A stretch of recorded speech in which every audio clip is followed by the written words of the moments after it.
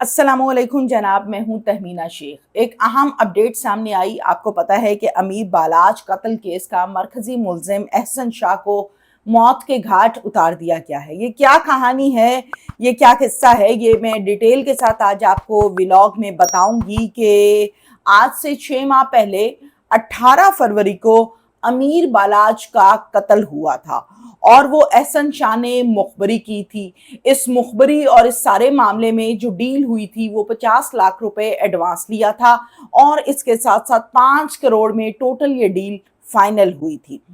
तीफी but group ने ये सब कुछ करवाया था। बेशुमार मर्तबा राब्ता किया गया एहसन शाह की फैमिली से कि वो बात करें, लेकिन वो किसी तौर पर भी बात करने को तैयार नहीं थे। लेकिन इस मर्तबा उन्होंने गुफ्तगू भी की है। उस गुफ्तगू के अहवाल क्या हैं, डिटेल्स क्या हैं, ये भी मैं सब का सब आज के व्लॉग में आपको बताऊंगी। और साथ में मैं आज के व्लॉग में आपको ये भी बताने जा रही हूँ कि ये पुलिस मुकाबला था, ये कहाँ लेकर जा रहे थे, ये कौन सी बरामदगी 6 माह के बाद होने जा रही थी, जबकि ये तो जुडिशल था। ये सब आज के व्लॉग में मैं आपको बताऊंगी। और क्या लोगों के ये तहफ़्फ़ुज़ात हैं, कहीं ऐसा तो नहीं है कि बदला लिया हो अमीर बालाज की फैमिली ने। तो ये सारे के सारे जो तहफ़्फ़ुज़ात और जो बातें हैं, इस पर हम डिटेल के साथ आज बात करेंगे। पॉइंट नंबर 1 है मेरा, जिस पर हम डिटेल से बात करने जा रहे हैं, वो ये है कि कल रात को CIA इकबाल टाउन शादमान के इलाके में बरामदगी की गर्ज से एहसन शाह को लेकर जा रही थी। एहसन शाह के पास चूंकि उसका भाई, उसकी फैमिली उसको मिलने के लिए आते थे, इस वजह से पुलिस इनके भाई और फैमिलीज को जानती थी। अब अली रजा जो कि एहसन शाह का भाई है, पुलिस चूंकि उसको जानती है, पहचानती है, तो पुलिस का ये कहना है कि अली रजा अपने साथियों के साथ आया है। उसने हमसे एहसन शाह को छुड़वाने की भरपूर कोशिश की है और कोशिश के दौरान उसने हम पर फायरिंग भी की है। इस फायरिंग के नतीजे में वो लग गई गोलियां एहसन शाह को और एहसन शाह जो है वो हलाक हो गया है। अच्छा, इसके बाद हम फौरन से इसको लेकर अस्पताल गए हैं। अस्पताल जाकर हमने इसका चेकअप करवाया है, तो अस्पताल वालों ने अपनी कोशिश के बाद ये बताया कि नहीं, ये जानवर नहीं हो सकता, ये मर चुका है, इसकी जान निकल चुकी है। अब इसके साथ साथ आपको मैं ये भी बताऊं कि क्या ये कोई पुलिस मुकाबला था, क्या इसको तीफी बट ने कत्ल करवाया है, या फिर वाकई अली रजा की फायरिंग से ये इस दुनिया से चला गया, या लोग ये भी कह रहे हैं कि शायद उन्होंने अपना बदला ले लिया, उन्होंने इसको कत्ल करवाया। तो ये सारे के सारे तहफ़्फ़ुज़ात हैं जिस पर मैं डिटेल के साथ आपके साथ बात करने जा रही हूँ। आगे बढ़ती हूँ और आपको मैं बताऊं कि एहसन शाह पिछले 6 माह से गिरफ्तार है। मैंने बेशुमार मर्तबा इनकी फैमिली से बात करने की कोशिश की कि इनकी वालदा से इनकी फैमिली से बात की जाए, लेकिन वो हमेशा इनकार करते रहे, वो बात नहीं करना चाहते थे। चूँकि हमारे पास भी ये इख्तियार नहीं है कि हम ज़बरदस्ती किसी से उसका मौक़िफ़ लें। अगर वो नहीं देना चाह रहे तो ओके, नहीं देना चाह रहे। लेकिन अब ये कहा जा रहा है कि अली रज़ा ने ये कत्ल किया है और अली रज़ा अपने साथियों को साथ आया था, उसने ये मामला किया है। ये सब झूठ है, ये सच है। और पहली मर्तबा फैमिली जो है उसने फेस किया है, वो बात करने को तैयार है, बात कर भी रही है वालदा। इस पर भी मैं डिटेल के साथ आपको बताऊंगी। लेकिन मेरी जो बात हुई है दोस्त अहबाब से अमीर बालाज के, तो उन्होंने कहा कि आपको पता है कि हमने पहले दिन से कानून को हाथ में नहीं लिया, हम कानून को थामे रहे और हमने सब्र का दामन मजबूती से थामा। और मैंने उनसे पूछा कि क्या आपको लगता है ये पुलिस मुकाबला है, या फिर आप लोगों ने कुछ किया अपने कत्ल का बदला लेने के लिए? जिस पर उन्होंने मुझे ये जवाब दिया कि अगर हमने कत्ल का बदला लेना होता तो हम शुरू में ले लेते। हम कानून को हाथ में नहीं लेना चाहते थे, हम चाहते थे इंसाफ हो, हमारे साथ जो ज्यादती हुई है इसका हमें इंसाफ मिलना चाहिए। साथ में उन्होंने ये भी कहा कि असल कातिल जो है वो कौन है। मैंने ये पूछा तो उन्होंने कहा कि असल कातिल तो तीफी बट है, ये तो सिर्फ और सिर्फ एक मोहरा था जिसको इस्तेमाल किया गया है, असल कातिल है तीफी बट। तो आगे देखते हैं कि मामलात जो हैं वो किधर को चलते हैं। इसके साथ साथ मैं आपको बताऊं कि अमीर बालाज का जो भाई है अमीर मौसम, मेरी उनसे मुलाकात हुई अपने लास्ट व्लॉग्स में, जब मैं उनके घर जाती रही और मेरी बात होती रही, तो उनको जो मैंने देखा, जो मेरी ज़ाती राय है, वो एक पढ़ा लिखा, एक सेंसेबल, एक एजुकेटेड लड़का है। दुश्मनी, कत्लो गारत ये दूर दूर तक उसके करीब भी नहीं है।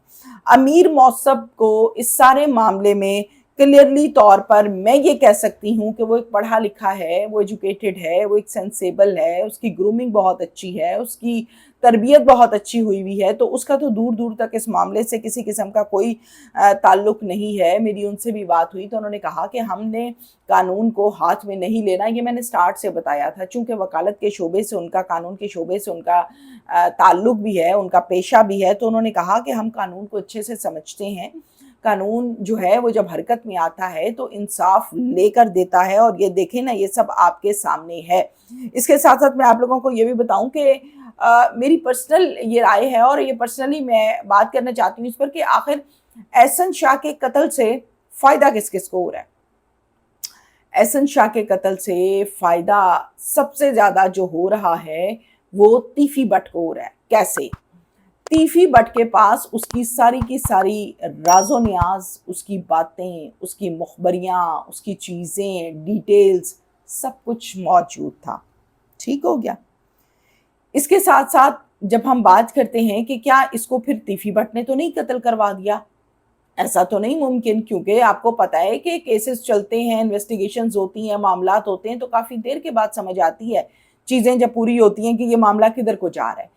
تو ایک تحفظ جو ہے وہ عوام کے تحفظات میں سے یہ بھی بات ہے کہ شاید اس نے کروایا ہو کہ کہیں میرے اور راز نہ کھول دے، پولیس کی کسٹڈی میں ہے یہ۔ اچھا، اس کے ساتھ ساتھ میں آپ کو اس پر ڈیٹیل کے ساتھ یہ بھی بات کرنا چاہتی ہوں کہ امیر بالاج قتل کیس میں جو احسن شاہ تھا وہ ڈائریکٹلی انوالو نہیں تھا، وہ مخبر تھا، اس نے اپنے ہاتھ سے گولی نہیں چلائی تھی۔ تو نارملی کیسز میں ہم دیکھتے ہیں کہ جو مخبر ہوتا ہے یا جو ریکی کر رہا ہے یا جو فیلڈنگ کر رہا ہے وہ ڈائریکٹلی انوالو نہیں ہے۔ ڈائریکٹلی انوالو یا مرکزی ملزم اس کو کہا جاتا ہے جو اپنے ہاتھ سے فائر مارتا ہے، تو اس نے ڈائریکٹلی فائر نہیں کیا تھا۔ نارمل ایسے کیسز میں وہ شخص جو سہولت کار ہوتا ہے اس کی تقریباً 2 4 5 ماہ 6 ماہ میں بیل ہو جاتی ہے۔ یہ کیس چونکہ بہت زیادہ ہائی لائٹ تھا تو اس کی اب تک بیل تو نہیں ہوئی تھی، لیکن لوگ یہ سوچ رہے تھے کہ شاید اس کی بیل ہو جائے اور اس مرتبہ پھر سے ہمارے ساتھ شاید ناانصافی نہ ہو جائے۔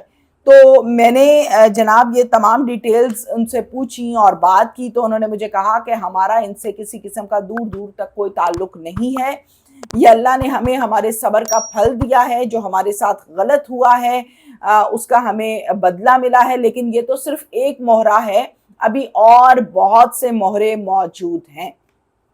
اوکے، اچھا، اس کے ساتھ ساتھ جب ہم بات کرتے ہیں، میں نے آپ کو اپنے اس ولاگ میں سٹارٹ میں بتایا کہ احسن شاہ کی والدہ، ان کی فیملی کی سٹیٹمنٹ سامنے آئی ہے، تو فیملی کی سٹیٹمنٹ کچھ اس طرح سے ہے کہ انہوں نے کہا ہے کہ پولیس نے خود مارا ہے میرے بیٹے کو، ہمارے احسن شاہ کو۔ یہ ان کی فیملی کی جانب سے سٹیٹمنٹ آ رہی ہے، باقاعدہ وہ احتجاج بھی کر رہے ہیں۔ انہوں نے کہا ہے کہ میرے بیٹے پر الزام لگایا گیا، یہ جو کچھ بھی ہوا ایسا کچھ بھی نہیں ہے، علی رضا کیوں مارے گا میرے بیٹے کو، یعنی ایک بھائی دوسرے بھائی کو کیوں مارے گا؟ یہ فیملی کی طرف سے تحفظات کیے جا رہے ہیں۔ ساتھ میں انہوں نے یہ بھی کہا کہ کس قانون کے تحت پولیس 6 ماہ کے بعد برآمدگی کروانے جا رہی تھی، وہ کون سی برآمدگی تھی؟ اور میری اپنے بچے سے بات بھی ہوئی ہے، والدہ کی بات آپ کو بتا رہی ہوں، میری اپنے بچے سے بات بھی ہوئی ہے، اور میرے بچے نے مجھے اس ٹائم ملاقات میں سفید کلر کا سوٹ پہنا ہوا تھا، صاف ستھرا تھا، اس نے یہ کہا تھا کہ امی مجھے لگ رہا ہے کہ مجھے انہوں نے کچھ کر دینا ہے۔ یہ میرے بیٹے نے مجھے سٹیٹمنٹ دی تھی۔